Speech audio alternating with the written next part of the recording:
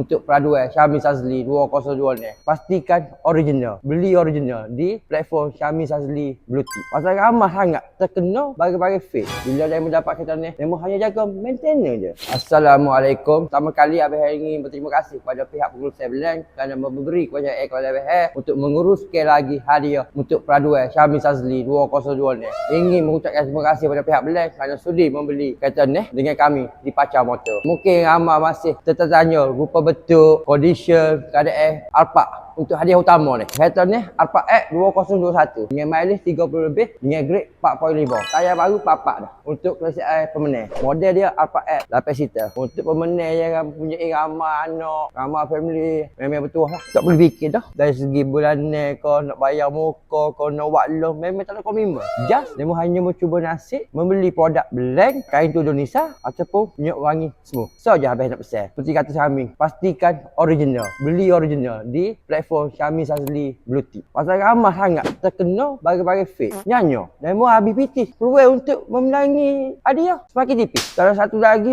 berita baik lah ni. Daripada 20 pemenang, menambah lagi 30. Menjadikan 50 pemenang.